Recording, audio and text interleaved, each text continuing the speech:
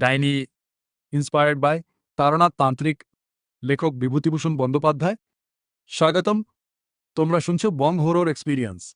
আজকের গল্প ডাইনি। গ্রামের মানুষ বলে সব ডাইনি কালো জাদু জানে না। কিছু ডাইনি শুধু অপেক্ষা করে মানুষের প্রাণশক্তি ধীরে ধীরে শুষে নেওয়ার জন্য। তারানাথ তখন তরুণ, তন্ত্র সাধনা নিয়ে বিভিন্ন জায়গায় ঘুরে বেড়াতেন। একদিন তিনি পৌঁছান বীরভূমের এক প্রত্যন্ত গ্রামে। গ্রামটায় পা রাখতেই তিনি অদ্ভুত কিছু টের পান। চারপাশে অস্বাভাবিক নীরবতা, লোকজন যেন ভয়ে কথা বলতে চাইছে না। শেষে এক বৃদ্ধ তাকে আলাদা করে ডেকে বলল, গ্রেটার দেন বাবু, রাত নামার আগে গ্রাম ছেড়ে চলে যান। তারানাথ অবাক হয়ে জিজ্ঞেস করলেন, গ্রেটার দেন কেন? বৃদ্ধ কাপা গলায় বলল, গ্রেটার দেন এখানে ডাইনি আছে। আরও কোস উর গ্রামের এক প্রান্তে ছিল জঙ্গলের ধারে পুরনো একটা কুঁড়েঘর। সেখানে একা থাকত এক মহিলা। দিনের বেলায় তাকে স্বাভাবিকই লাগত, কিন্তু রাতে নাকি তাকে জঙ্গলের মধ্যে দেখা যেত, খালি পায়ে হাঁটতে হাঁটতে। আর তার চোখ দুটো অন্ধকারে জ্বলত। সবচেয়ে ভয়ঙ্কর ব্যাপার ছিল, যে লোকই তার সঙ্গে বেশি কথা বলত কয়েকদিনের মধ্যেই অসুস্থ হয়ে পড়ত।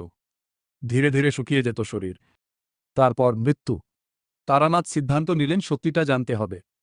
সেই রাতে তিনি লুকিয়ে রইলেন জঙ্গলের পাশে। মাঝরাত হতেই কুয়াশা নেমে এলো। হঠাৎও দূরে একটা ছায়া দেখা গেল। সাদা কাপড় পরা সেই মহিলা ধীরে ধীরে জঙ্গলের দিকে হাঁটছে। তারানাথ মন্ত্র পড়তে পড়তে পিছন পিছন গেলেন। জঙ্গলের গভীরে গিয়ে মহিলাটা থেমে গেল।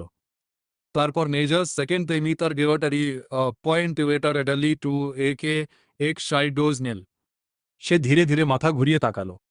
আর তখনই তারানাথ বুঝলেন ওটা মানুষ নয়, কারণ তার চোখ পুরো সাদা আর ঠোঁটের কোণ দিয়ে কালো রক্ত গড়িয়ে পড়ছে। মহিলাটা হঠাৎ অস্বাভাবিক গলায় বলল, গ্রেটার দেন তুই কেন এসেছিস? চারপাশের বাতাস ঠান্ডা হয়ে গেল। গাছগুলো কাঁপতে শুরু করল। তারানাথ মন্ত্র পড়তে পড়তে তাবিজ বের করলেন।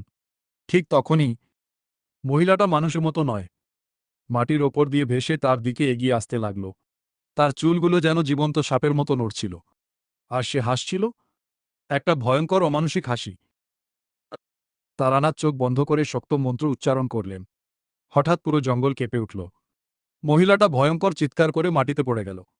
কয়েক মুহূর্ত পর সেখানে আর কেউ ছিল না, শুধু পোড়া গন্ধ আর মাটিতে অদ্ভুত কিছু পায়ের ছাপ, উল্টো পা। পরদিন সকাল থেকে গ্রামের অসুস্থ লোকগুলো ধীরে ধীরে সুস্থ হতে শুরু করল। কিন্তু গ্রামের বৃদ্ধরা বলতো, ডাইনি কখনো পুরোপুরি মরে না, সে শুধু অন্য কোথাও চলে যায়।